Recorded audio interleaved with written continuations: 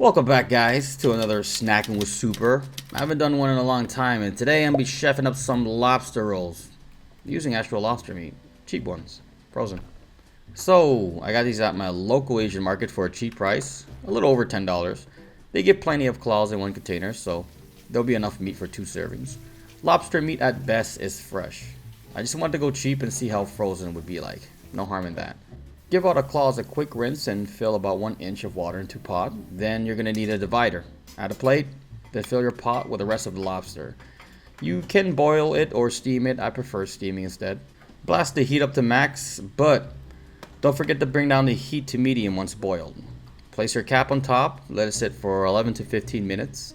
This is just the beginning stages, so I'm going to set it at 15.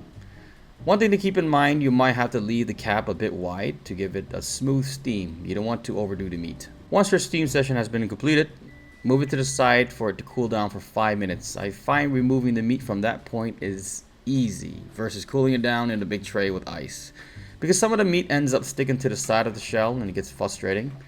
Not having the proper tools and glove had me going this route.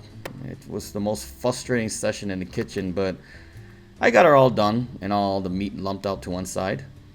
Some came out good, some didn't. As long as every piece is out, I'm okay with that. Doesn't bother me. Frozen isn't the best quality.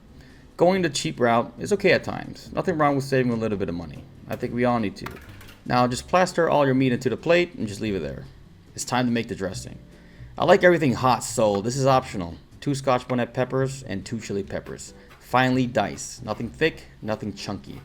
Like I said, it's optional. This can tear your mouth and stomach apart. 1 stick of fresh celery diced into bits and a couple of fine chopped parsley. Then a little bit of lemon zest, topping it up with mayonnaise. I say a nice big squirt, about 4 spoons. And half a lemon. Squeeze it in there and just let it all juice up and give it a nice mix. Also, if you do have a lot of meat, I would recommend topping it up with a little bit more mayo and lemon. I personally think I added way more than I should, but it's okay. Add the meat in and mix. Make sure you get it finely coated and leave it to the side. Get a little bit of butter and sauce it up into the pan. I honestly think any soft bun would do, so I'm going with my regular Walmart buns. Paste the butter inside, side to side, and then place the buns into the oven for a minute or 2. Then after a minute, take it out. This is the easy part. All you have to do is fill it up. As you can see, I added way too much mayo, so don't do what I did. For my batch, I would recommend 4 scoops instead of my 10. It came out a bit too creamy, but still delicious. The parsley had a good touch as the celery gave it a nice crunch. Lemon was on point. The meat, it wasn't bad as I thought it would be.